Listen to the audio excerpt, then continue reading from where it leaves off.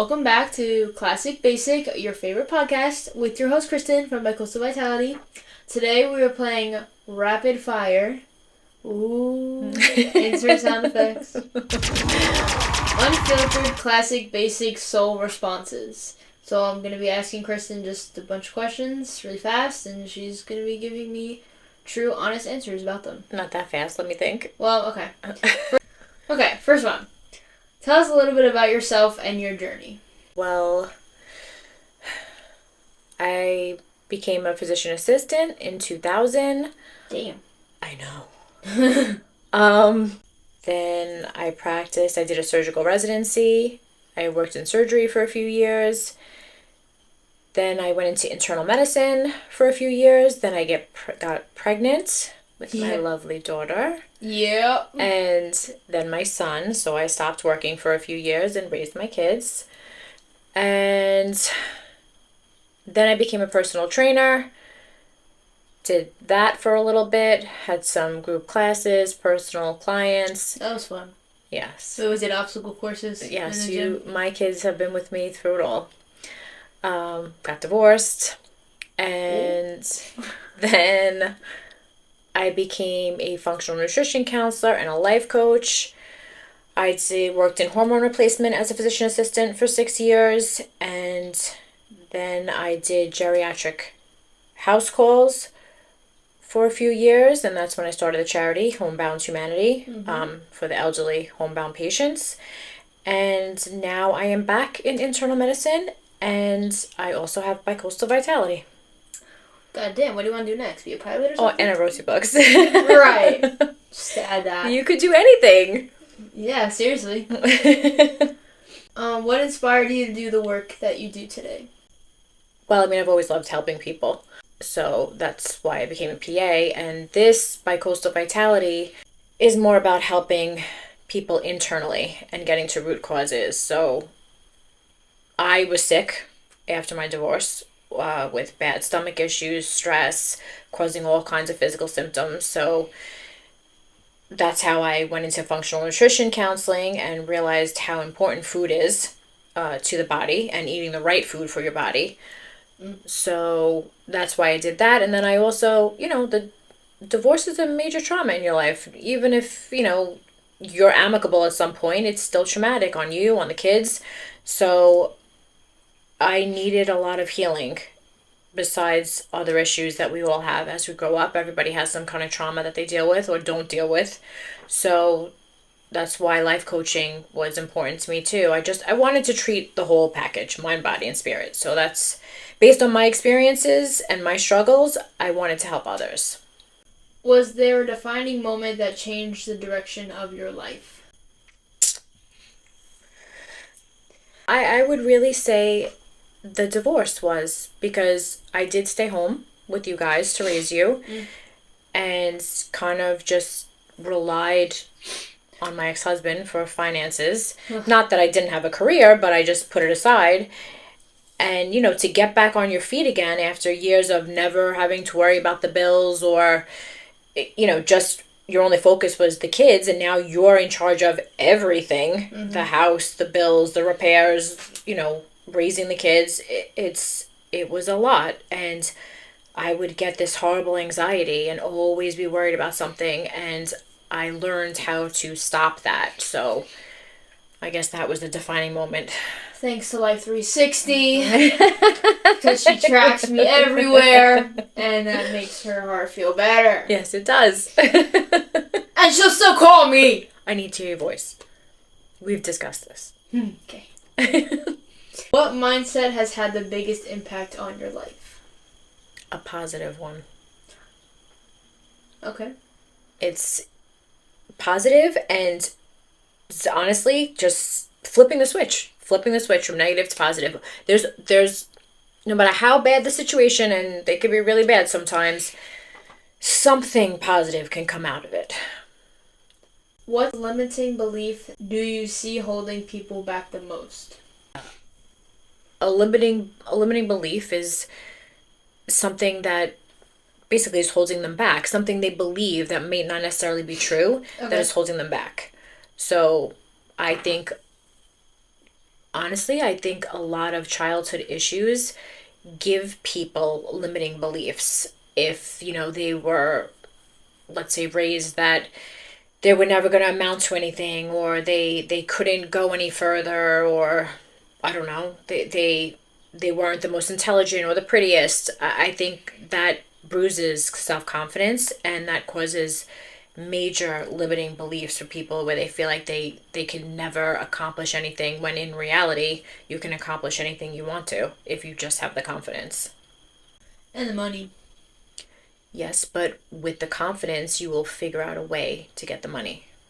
How can someone begin to change negative thought patterns? That's hard. That's one of the things I do is mindset reprocessing. You basically have to retrain your brain, just like when you don't exercise and then exercise, you're retraining your body. Mm-hmm. Same thing with your brain. You have to retrain your brain that all these negative thoughts and negative statements that you make, you have to now switch them to positive. The brain is a copycat, so it goes on repetition. So if you keep repeating the same negative thoughts, you're going to keep having negative thoughts. Negative things are going to happen to you. If you change the mindset and you have more of a positive perspective, the mind's going to pick up and go with that flow. How do you build confidence after failure? I don't believe in failure. Oh? I don't. I believe that we have a lot of hurdles to overcome in life, and we may get down in a deep valley or a ditch, but it's a learning experience. So it's not a failure as just maybe a temporary setback. I heard once, you know how it's like winning and losing, like the W and the L? Yeah. I heard once, I think Grandpa said it actually, it was like W is for winning, L is for learning. Because you never really lose. Exactly. You don't lose. You take it as an experience, a positive one, even a negative could be a positive, and you grow and you learn from it. Quote Grandpa Ed.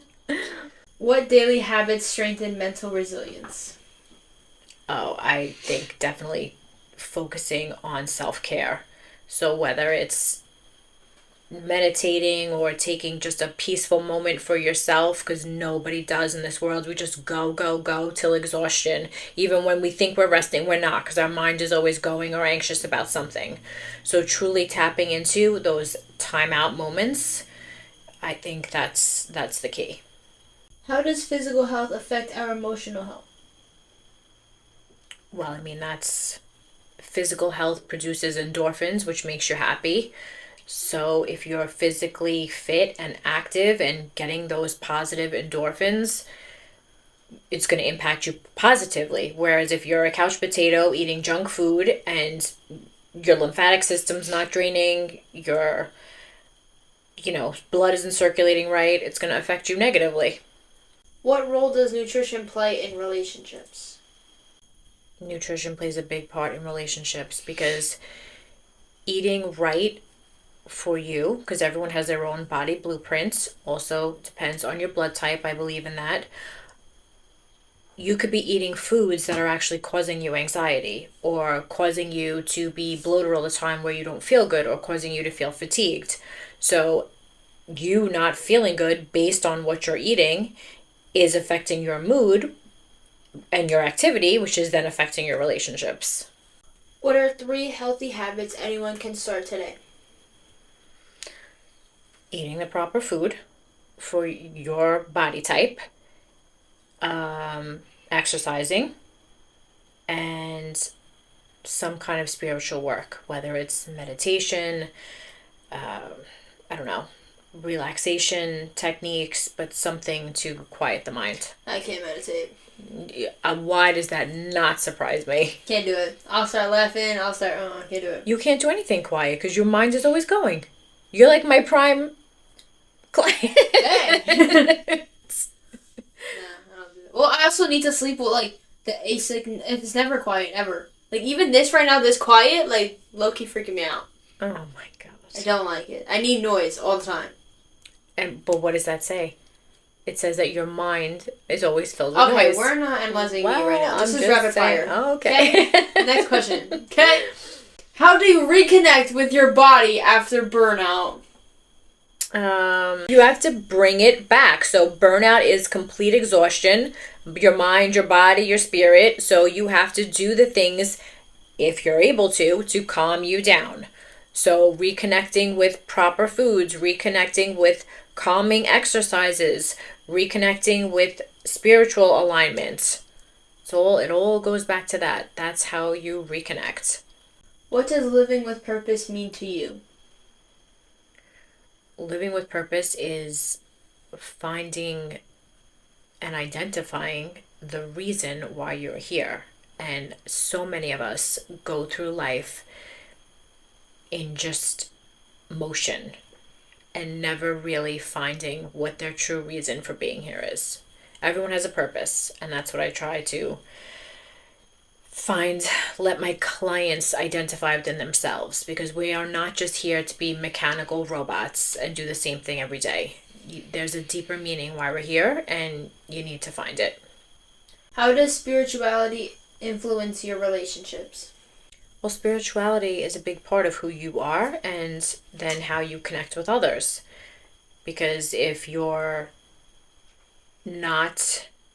And spirituality has to do with relaxing the mind and realizing whatever you believe in, that there's a higher power out there that's always guiding you. So if you don't have that connection, then you're not really connecting with yourself, and then also not really connecting with others. What practices help you stay grounded during difficult seasons? I mean, for me, and I tell my clients too, something where you're actually connected to a grounding force, like the beach, walking barefoot on the beach, walking barefoot on the grass, using a vibration plate to calm down the body, something to ground you, as they say. How do you know when your intuition is speaking? Oh my God, listen to your gut. I mean, your gut is never wrong. We ignore it most of the time, but that gut is spot on. So if you are getting a feeling or not a great, vibe with someone or something or a situation, listen to it. What does forgiveness really look like? Forgiveness is peace. When you can actually forgive others who have wronged you, you will find peace within yourself. Yeah, I like my grudges. But there's no need. They Yes, there is. No, they will get theirs. Good. Everyone gets what they deserve, I believe, or learns their lesson, so to speak. What is the biggest mistake couples make? In my opinion, they don't communicate. Oh. Communication is the key to any kind of relationship. I feel like everyone's rushing. What? I feel like everyone's rushing. Rushing? Mm-hmm. Yes, they are, but in the same sense, they don't communicate, or they don't, we have no time. You're right. We have no time to talk about this, or I don't want to deal with this, so they don't communicate. You were just like getting married and stuff, like. Oh, yeah, well, that's... Said, like, no. No. That won't be me. Sorry. Not gonna be me. I don't think so nowadays. I don't think a lot of people are rushed nowadays to get married. I still see some.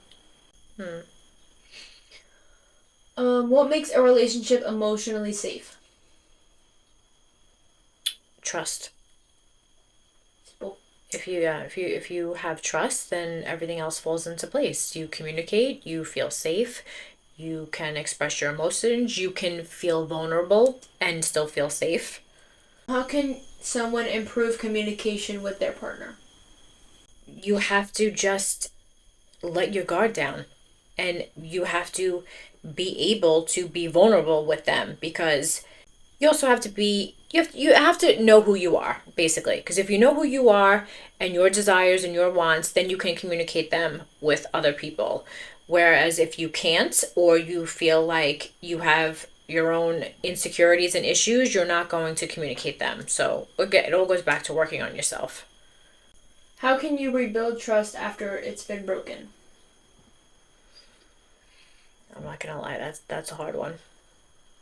I always say, think of a piece of like fine china. If it breaks, it'll break into like 1,000 pieces, and you can glue it back together, but it never quite looks the same, and you'll always kind of see the cracks. So be loyal. yeah. Moral of it. Yeah, like it's hard. I mean, it's doable, but I don't know. You just once that trust is broken, it's hard in my opinion. What advice would you give to someone who feels stuck in an unhealthy relationship?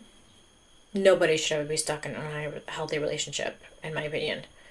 You either have to make the effort, both parties, to improve it and work through your issues, and if not, you should agree to just move on, because an unhealthy relationship is not healthy for anyone. It's not healthy for the people involved. It's not healthy for the poor kids, because people so many times say, oh, I'll stay together for the kids. The kids see it. They see the dysfunction, and then it gives them a blind idea, a wrong idea of what a healthy relationship is. So nobody should be in an unhealthy relationship. How do healthy boundaries strengthen relationships? Well, I think everybody needs their space. Everybody needs their personal time. And there should be healthy boundaries, and there should never be unhealthy boundaries.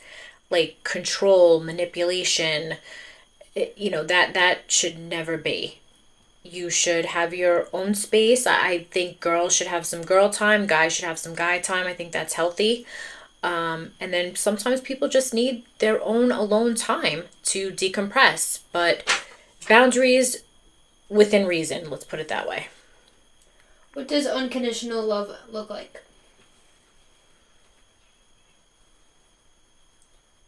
It's just easy and simple, and you love the person. You love the whole person. You're not trying to change them. You're not trying to control them.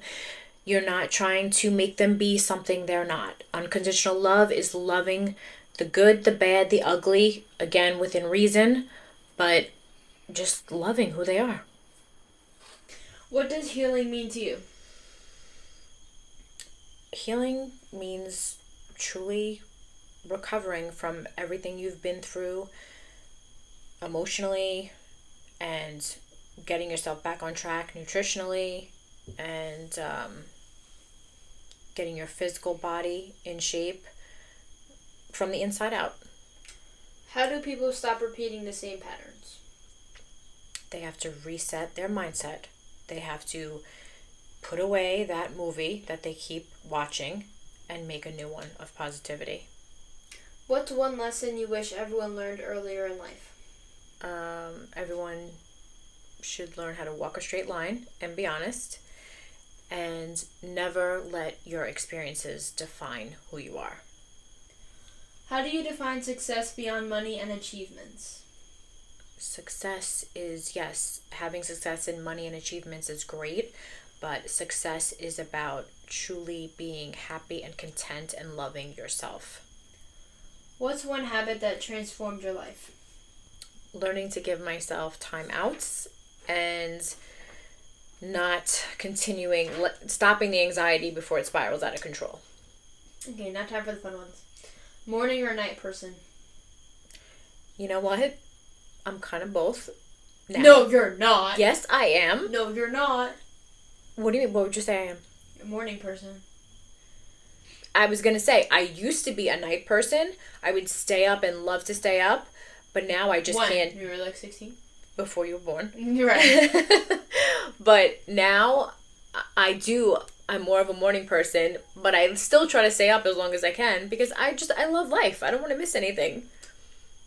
No, I'm not a morning person in the slightest. We know. You can't talk to me for the first at least miserable hour and a half. half. You cannot speak to me. You like, look at me the like wrong a way. Different person. I need to wake up. I need to, do whatever, and then I need coffee in my hands.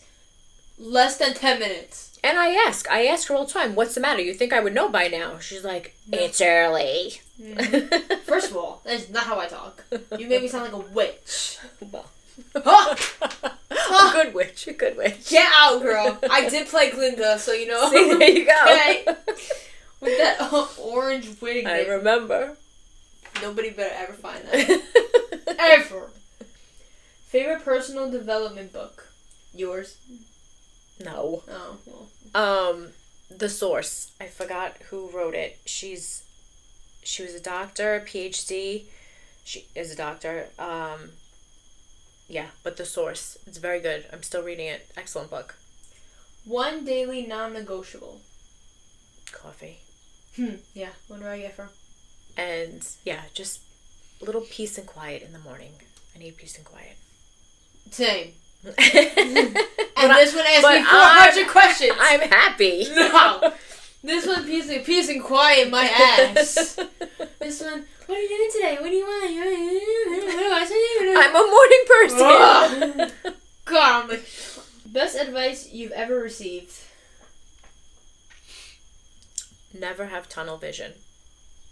And that means listening with your eyes, your ears, and your heart.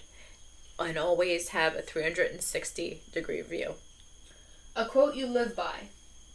Anticipation is the best. I have many, but this is one. Anticipation is the best part of an event. People just kind of don't appreciate the steps that lead up to an event, and then the event comes and goes so quickly, and they don't get excited for the moment. I do. I love getting ready. Put my makeup on, do my hair. See? That's good. That's good. One word that describes your mission. One word? Mm-hmm. Is that 2 words? Self-discovery? Well, we can make it one. It's our podcast. Okay. Yeah, everyone needs, like I said, everyone needs to find their purpose and their meaning for living life, not just existing in it. One word. Oh, well, I elaborated on the word. You're good at math. What message do you hope listeners remember from today's conversation? That, I just want people to know that it is never too late to heal yourself and, get out of flipping a switch from negative to positive is always possible, and it is never too late to heal yourself and become a better version of yourself. Where can people contact with you? Oh. They can go to my website, bycoastalvitality.com, and then they can have a free 15-minute Zoom call with me. No obligation, no promises, just get to know each other. Yeah, and I started. And see if, they feel like it helped them. I feel like it helped them. What's next for you? Oh, I have a lot of things I want to do. I'm in the process of writing another book. I am working on mindset reprocessing modules. And I do, down the road, want to hold retreats and maybe do some speaking events. Okay, last one for today. If you could leave the world with one piece of wisdom, what would it be?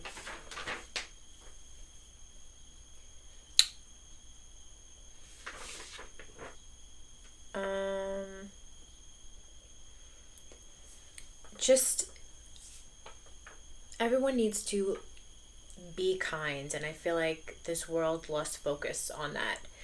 Be kind just because, like they say, love truly does conquer all. That's all. That's a wrap. That's all we have for today. Thanks for listening. Thanks for watching. And we'll see you on the next one. Bye.